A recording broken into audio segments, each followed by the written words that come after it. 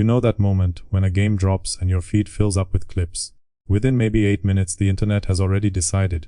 It is either a masterpiece or a scam.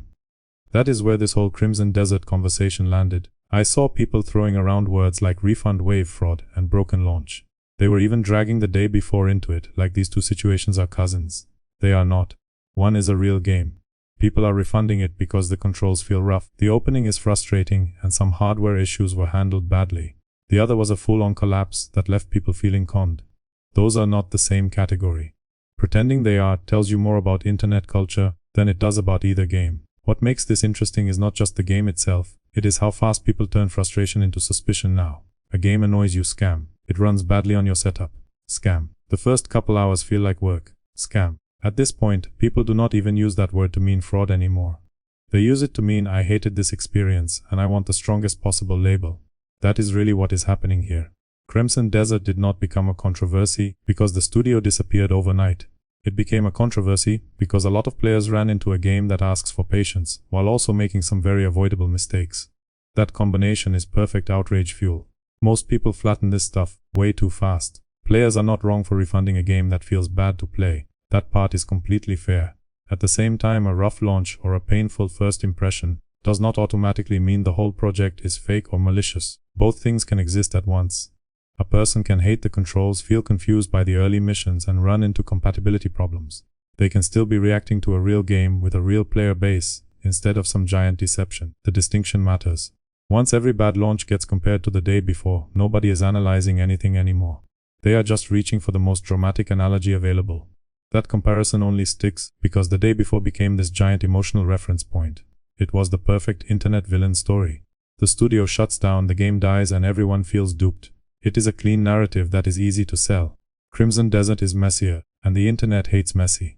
It is easier to say, here we go again, another scam, than it is to say, this game has some design choices that feel hostile, plus a hardware support issue that should have been communicated before launch. One version gets clicks. The other sounds like somebody with a functioning frontal lobe. That is where the refund talk starts getting warped. Steam has a standard refund policy. Everybody knows it. 2 hours played and 14 days owned. Press the button and move on. Sometimes Steam makes exceptions when a launch is unusually broken or the marketing was seriously misleading. That does happen. Still, a bunch of refunds does not automatically mean some emergency rescue operation is underway. In this case, plenty of people are just using the normal system because the game does not feel good to them or does not work on their hardware. That is not evidence of a scam. That is a customer deciding they are done. Once you get into the actual complaints though, the story gets more interesting. A lot of the backlash comes down to one simple question. When does depth stop feeling deep and start feeling like the game is wasting your time? Players describe the controls like simple tasks have way too much friction. You want to do something basic and the input system makes it feel like you are negotiating with a vending machine. That frustration matters. It changes the emotional experience of everything else. A good combat system can feel terrible if the basic interaction layer already has you irritated. Imagine if opening your front door required you to whistle, hop once, and twist the handle sideways. That is not immersive. That is just a dumb door. So when players say the controls are unintuitive, they are not saying the game is too smart for them. They are saying the basic act of playing feels weirder than it should. That is a real criticism. Nobody wants to spend $60 to wrestle with a button layout that feels like it resents them. At the same time, there is another layer here that people do not like admitting. Modern players have been trained to expect a lot of hand-holding. That is where the yellow paint argument comes in. You know exactly what that means if you have played enough modern games. Bright markings on ledges, giant quest markers, and obvious paths. There are visual signals screaming, "Go here, idiot." A lot of games now are built around making sure you never feel lost for more than 3 seconds. When a game pulls that away, some players do not rate it as mystery or freedom. They read it as bad design. This does not mean the audience is lazy. It means the audience learned a language, and this game is speaking with a different accent. Crimson Desert seems to hit that nerve hard. Some players see hidden mechanics and vague discovery. They find a world that does not explain itself, and they feel curious. Others hit those same systems and feel immediate contempt. One person thinks, that is cool, I figured it out. Another thinks, why is this game making me do homework? It is the same mechanic with a completely different emotional reaction. That split tells you a lot about online culture right now. People do not just want a challenge. They want a challenge that makes them feel competent quickly. The second a game makes someone feel awkward, before it makes them feel powerful, the relationship starts going bad. That is why those first couple hours matter so much. Gamers love saying it gets good after 10 hours. Great, beautiful, incredible marriage story. Most people are not sticking around for that. If the beginning feels confusing, boring, or mechanically ugly, they are gone. Refund. Uninstall. Post about it. That is the cycle. A lot of these refund reactions probably are not coming from players who fully understood the game and rejected it after deep reflection. They are coming from people who hit the entry barrier and decided life is too short. That is not always shallow. Sometimes it is just honest. A game does not get infinite grace because it might become amazing later. If the opening feels miserable, players are going to judge the experience they actually had. They will not judge the one fans swear exists 6 hours down the road. Where the criticism gets even more legitimate is the hardware issue. If a game does not support a certain graphics setup, especially something as specific as Intel Arc, that needs to be communicated clearly. It should happen before launch, not after, not buried in some support thread. It needs to be known before people buy the thing. Because once somebody pays, installs, and realizes their setup is not supported, the trust is already gone. Telling them to refund it might be honest, but it also sounds like the kind of honesty that shows up after the damage is done. That is why players get so suspicious. Audiences can forgive difficulty. They can forgive weird design. They can even forgive a rough opening, if they feel the developers knew what they were making. What they struggle to forgive is the sense that nobody warned them. That is when frustration turns into distrust. Suddenly every problem starts looking intentional, even when it is not. The clunky controls stop feeling like a design gamble and start feeling like evidence. The performance issue stops feeling unfortunate and starts feeling deceptive. Once players enter that mindset, every flaw gets amplified. There is also an identity issue sitting underneath all this. Crimson Desert has that strange, stitched-together energy. Games sometimes get this when their development path changes halfway through. Systems do not always flow naturally. Menus feel heavy. The interface can seem like it belongs to a slightly different kind of game. Players may not know the backstory, but they can feel when a project still carries old DNA. That does not make it fake. It just makes it uneven. Uneven games are easy to misunderstand because different players hit different parts of the friction. Some people love that, by the way. They hear comparisons to older, more obtuse games and immediately lock in. Those players want a world that resists them a little. They like discovery. They like systems that do not explain themselves too fast. That is a real audience. A loyal one too.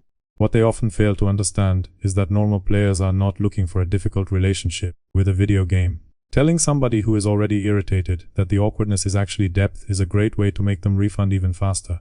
Platform differences make it worse. A person on a stable setup or stronger hardware can walk away saying, "I honestly do not get the complaints." Somebody else is dealing with bad performance or straight-up incompatibility and thinks that person is out of their mind. Both are telling the truth from where they are standing.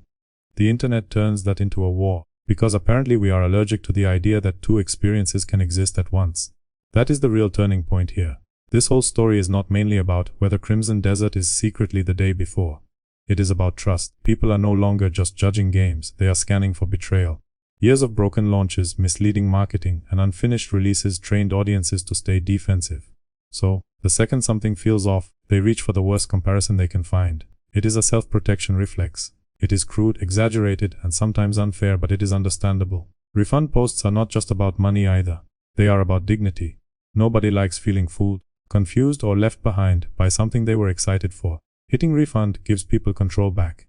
Posting about it gives them social control back. It lets them say, "I saw through it." That feels a lot better than saying, "Maybe this game just was not for me." Or "Maybe I got frustrated before I understood it." Online, public rejection feels stronger than private disappointment. That does not make people immature. It makes them human. Uncertainty feels bad. The internet rewards certainty. One creator says this game has real flaws, but it is not remotely the same as an actual scam collapse. That sounds reasonable. Another creator says this is another disaster, refund immediately. That sounds decisive. Guess which one spreads faster? Guess which one gets clipped, posted, and repeated like gospel? So what do you do with that as a viewer? Separate factual deception from emotional disappointment. A game can be annoying, badly communicated, and not worth your time without being fraudulent. Pay attention to where complaints cluster.